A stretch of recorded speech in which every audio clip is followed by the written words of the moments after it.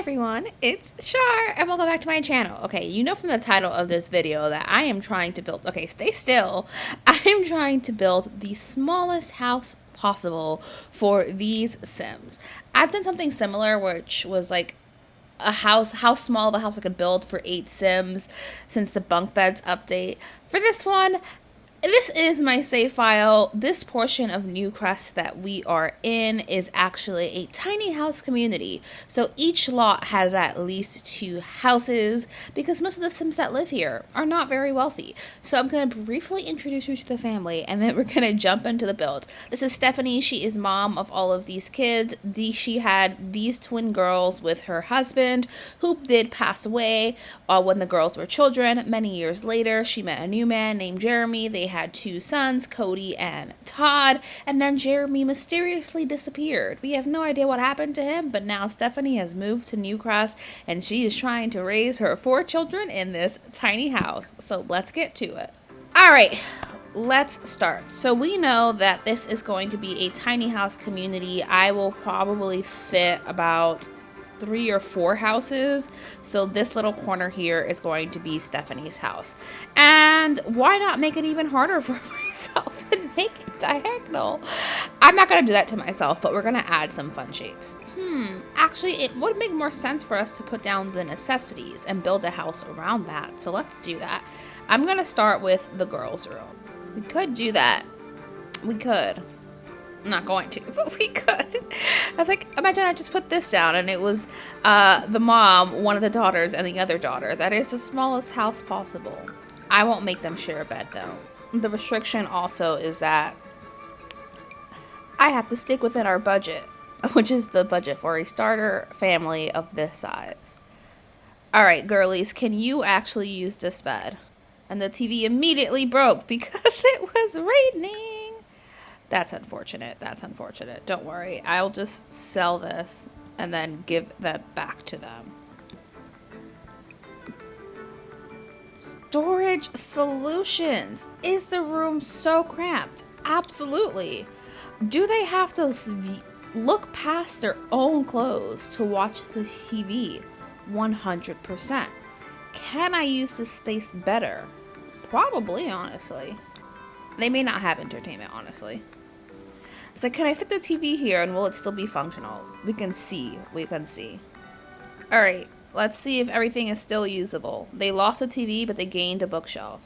Go to sleep. She's angry because she hates kids and she has 2 younger brothers. So that's fun for her. Great, you can get up there. Come read a book.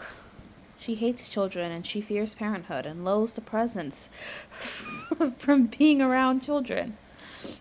You know, fun for her.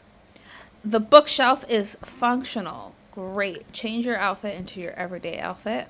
Everything is functional. Okay, that's the girls' room basic outline. I think it was a beautiful usage of space. They have plenty of room. We could probably even use more space, but for now, all the storage they could use. And their beds. Does this room double as a closet? Maybe, maybe. All right. The boys are also going to share a room, so let's get to it. All right, let's see if this is functional. Okay, I don't think the toddler bed functions that way. I'm giving myself the 135 simoleons back because it glitched out of existence. I think he can do it. He's coming all the way over here, so he should be able to get into that bed. From that side, what happens if I build a wall around him? Can he get out of bed? Okay, maybe he can't have an arts and crafts table in the room because the little boy can't get into it. But what if we just had a toy box in the room? Can you get into the bed? He can do it. He's just going to walk through his brother to do it. I'm also just going to fix his need. What do you mean you can't get into bed? Ah! I sincerely hope that works. He now has room to do his homework. Although the room is bigger than I want it to be. What the hell? Where even are you? He's saying he can't get in here. I'm not even gonna deal with these boys. They have so much room. How could they not get in here? Hear me out here. What if we had the mom and the toddler share a room? Which I don't think would be that weird. lots of parents share rooms with their babies, like their young babies. She would only get a single bed, but she would sleep with her child. The craft table is in your way. It's not even near the room. That is a toddler bed. Oh no! Security! Security! This dude needs to go. He needs to go. He needs to go. So, as you can see, my Sims were stuck in midair and could not actually get into a room even though there was nothing blocking their way. And that's no way for us to do this challenge. So I just decided, bulldoze the lot and start again. And to get my revenge, I am forcing the mom of this family to share the room with her twin daughters. Which one of them is getting my revenge? I don't know, but they all are because they're sharing one room in this 2-bedroom tiny house. I, again, want this to be a space that is as small as possible, but still functional. Like, you shouldn't have any routing issues. Your Sims should still be able to get around. And to be honest, I just needed this space to vent. I was watching a Plumbella video from last year, I think, where she was doing a speed build and just started to vent about her old job, and it just made me laugh so much. And I agree, sometimes speed builds and these voiceovers are just a great way for us to talk about what's on our minds. So it's no secret that I am living in a pretty stressful home life situation at the moment. There's just a lot on my mind. I get overwhelmed really easily, and it brings back so many memories of me being a teenager, and I'm vividly remembering what it was like to be 16 years old and depressed and anxious. But the good news is that I now see why that was happening, and I could stop gaslighting myself and realize that the situation is unusual and very stressful, and I have every right to feel the way that I feel.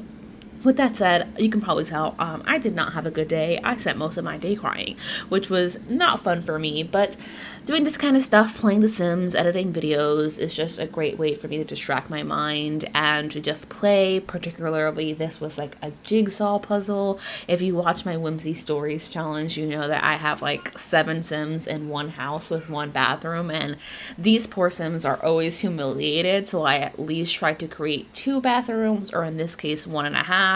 It is fully functional. The sink is tiny, but I was like, don't worry. It's a bathroom for the smaller kid, and that's why it's so small. But either way, there are 2 toilets and 2 sinks, bathroom sinks, in this house, so if you were to play with it, your Sims could actually use it functionally. And I've tried this idea before where it's like a lot that has a bunch of houses on it, and the way it would work is with roommates, but when it comes to a situation where it's not just one Sim living in a house, if you lock the door for everybody or just for household, the roommate is still considered part of the household, so they could come into your house with no reason. And that's not the idea. The idea is like this lot is a plot of land, and there's just a bunch of houses on it, but the houses are separate from each other. You wouldn't just come into your neighbor's house unannounced and with no key.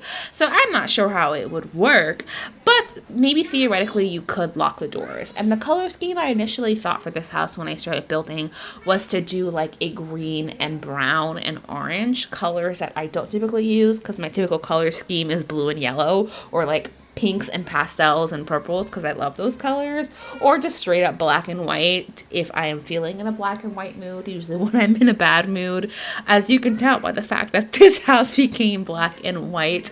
But yeah, the browns just didn't work out because of the idea that I had in this space. I don't know, I ended up going with black because I was trying to get the cheapest refrigerator and it didn't come in a swatch that I was happy with. Okay, let's just go with that explanation.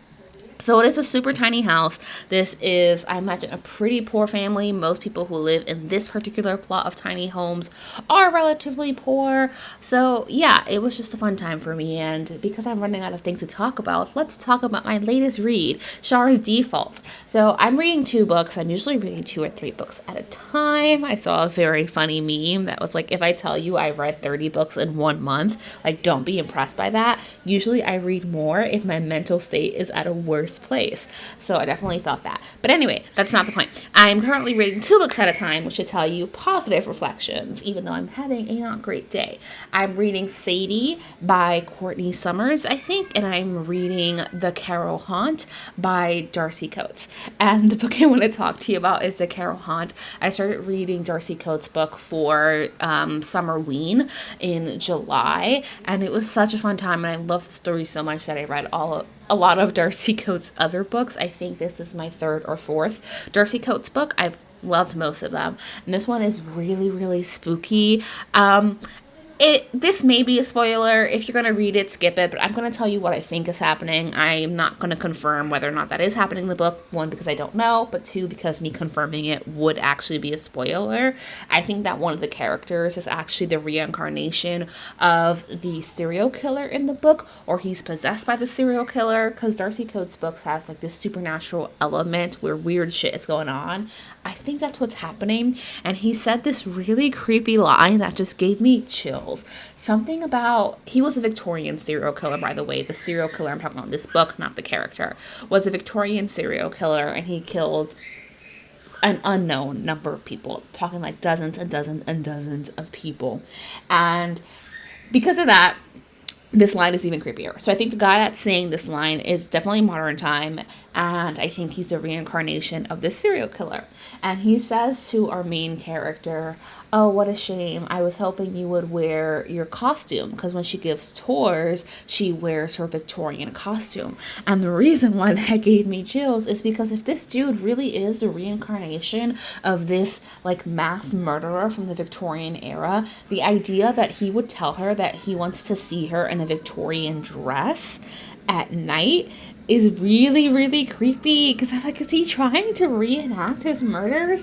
Obviously, this is all fictional, but something that Darcy Coates does really well is like build that suspension and build that tension, and it's just like very atmospheric and very creepy, and you're just like, gross. So it's very, very fun to read. I'm also really excited to read Sadie, but I heard that Sadie will like emotionally destroy you, and I have a thing about reading books that are emotionally destroying, because you know what, girl? Sometimes my emotions are already destroyed, and I don't need them destroyed any further. So we're just going to put a pause on reading Sadie. And because my home life has been pretty stressful for a lot of reasons, I've been thinking about what my next move is. I still have the goal and desire to purchase a home some point in the next year or 2, but I also really have a strong desire to travel. And even though I travel alone fairly often, my anxiety is just worse this year, so it gives me anxiety now. But I think that later down the road, I will regret not taking the opportunity to travel as freely as I'm able to now. So I want to start doing that again. I am fully vaccinated, just to let you know that. I always take my COVID tests before and after I travel anywhere. I tend to quarantine and kind of stay by myself in my home space when I return home, and when I'm traveling, I of course follow all the COVID restrictions. With that said, I'm thinking that I would like to go somewhere this month, at least for a couple of weeks, to take a break. It's either to go upstate to my sister's house and just hang out there for a little while, or to go to Mexico or somewhere in Europe. And I'm thinking that's going to be a fun time for me, just because as you can hear, it's always really loud. And you know that meme or that like video or something where it's like, I do not know a singular moment of peace. That is how I feel in this household. And if you've listened to a lot of my videos, you can see why I feel that way. It's just a very small portion. They're kids, they're meant to play. That's not what bothers me. It's the things that come along with that. So anyway, I'm decorating the house now. I'm trying to use up as much money as I can, mostly because I want the house to still have some personality. You can tell exactly who lives here and what the layout is. The room that the mom is in with her daughters is a little bit more sophisticated. I love the Dream Home Decorator stuff. I love The Sims, so I still play Sims off camera, because how I play on camera is very different to how I play off camera in terms of what I'm able to do because of YouTube censorship and things like drug dealing, murders, the Wicked Whims mod, strippers, sex workers, all that kind of stuff. So I play more PG, even though I disclaim in all of my videos that my videos are not intended for children. If you are in fact a child watching this and you know your parents would not be okay with it, I mean, this video should be fine, but you should always check with your family and your parents or your guardians about what you are watching, especially if you know that it would make them uncomfortable. With that said, I watched whatever I wanted when I was a child. I believe I watched Chucky from like the age of like 5, and I watched The Ring when I was like 6. So my parents did not believe in censorship of what I watched. I was allowed to watch whatever I wanted. And I realized that I ran out of money for fencing. I wanted them to have their own yard space because the house is so small. A perk is having a backyard. I was able to do it this way. I sold something in the house so they could have a fence door. But as you will see in one moment, that didn't really work out for me because the fence door didn't even work. Like, it was just glitching out. You're going to see exactly what I mean. See, it wouldn't even show up. It would disappear and just create a gap. So I figured, let's just eliminate the wall. Yes, everyone will use our yard, but you can fix that later. So this is the completed house. This is where they live. Everything in here is fully functional. Everything you can use. You should not have any routing issues. And I actually considered storage space. Could this house have been smaller? 100%. But am I happy with how it turned out? Absolutely. So I hope that you enjoyed this video. And as always, I'll see you next time. Bye, everyone.